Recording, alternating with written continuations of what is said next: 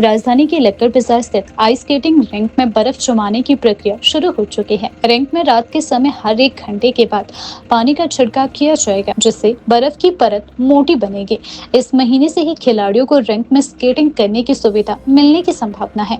उम्मीद जताई जा रही है कि इस बार स्केटिंग सत्रों की संख्या पिछले साल से कई अधिक हो सकती है। रिंक के संयुक्त सचिव पंकज प्रभाकर ने बताया कि सत्र शुरू होने से पहले रिंक की सतह को सही ढंग से समतल करना आवश्यक है, ताकि स्केटिंग के दौरान संतुलन बना रहे।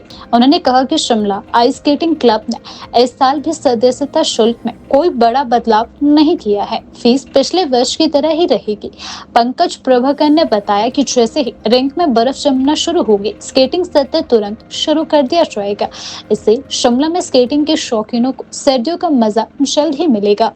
मैम, अब तो 15-20 दिन हो गए हैं हमारे को तैयारियां शुरू किए हुए। ग्राउंड की लेवलिंग से शुरू करते हैं, पहले साफ सफाई, उसके बाद ग्राउंड की लेवलिंग, उसके बाद हम पानी डालना शुरू करते हैं। तो जैसे आप देख सकते हैं, इस बार हमने लेवलिंग भी 1 हफ्ता पहले हमने कंप्लीट कर दी है और कल 24 तारीख थी, कल फर्स्ट स्प्रे हमारा हो गया है। तो अब layer by layer, day by day बढ़ता रहेगा। एंड अगर मौसम ने साथ दिया, hopefully first week of December में हम स्केटिंग का ट्रायल दे देंगे जी। डे टेम्परेचर तो अभी ज़्यादा है, लेकिन अगर आप देखें तो सुबह शाम तो अच्छी ठंड है। और जो एरियाज़, शेडी एरियाज़ जो शिमला के हैं, अगर आप वो चेक करेंगे तो वहाँ पे ओस पड़नी शुरू हो गई है और उसी चीज़ का हमारे को इंतज़ार रहता है। और स्केटिंग होती ही तब है जब स्काई क्लियर हो, क्लियर स्काई और टेम्परेचर बिलो ज़ीरो, तो तभी स्केटिंग हो पाती है।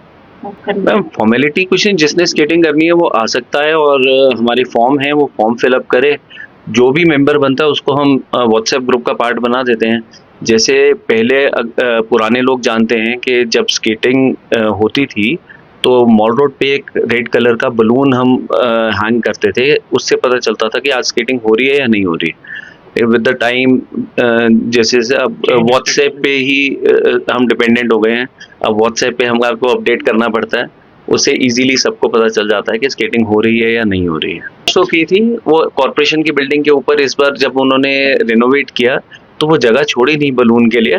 हमने कोशिश तो की थी वहाँ पे दोबारा रीइंस्टेट करने की। वैसे भी शिमला बहुत फैल गया है and after that also there is a lot of changes.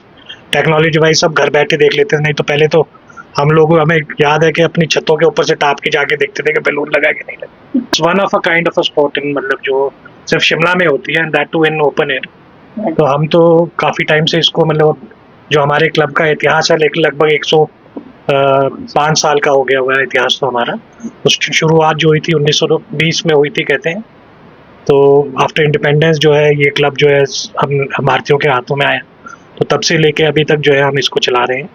And still जो है कि टेक्नोलॉजी मूवमेंट, वेदर की वजह से जैसे ग्लोबल वार्मिंग हो रही है, तो अब हमने चाहा है कि सरकार की मदद से जो है इसको हम इंडोर आइस स्केटिंग रिंग में कन्वर्ट कर सकें।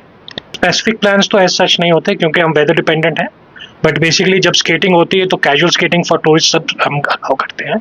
उसमें हम जो है स्केट्स वगैरह सब प्रोवाइड करते हैं, सब कुछ करते हैं। तो हमारे जो कैजुअल स्केटर्स हैं और जो हमारे मेंबर्स हैं, वो बीच में उनके साथ जो है संडेज को हमारे रेसेस वगैरह होती हैं। और स्पोर्ट्स के लिए जैसे हमारी एक्टिविटीज़, कार्निवल होता है हमारा, और जिम खाना होता है जो हमारा इंडोर, मतलब इंटर, मतलब कॉम्पिटिशन होते हैं जो गेम्स के, तो वो सारा जो है वो आयोजित होता है, वो करा जाएगा इस बार भी। वो वेदर डिपेंडेंट होने की वजह से हम स्पेसिफिक डेट्स नहीं दे पाते हैं। वो सब मेंबर्स होते हैं अवेलेबल वहाँ पे, तो हर कोई, मतलब ऐसा कोई चार्जेस नहीं होते हैं, तो सब एक दूसरे को सिखा लेते हैं। और बच्चे तो बहुत जल्दी ग्रास्प कर लेते हैं, जिन्होंने रोलर स्केटिंग किया हो तो वो जल्दी, मतलब 1-2 दिन के अंदर बच्चे स्केटिंग शुरू कर देते हैं करने की। बाकी तो फिर एक वो टेक्निक है, वो धीरे धीरे से सीखते रहते हैं बच्चे।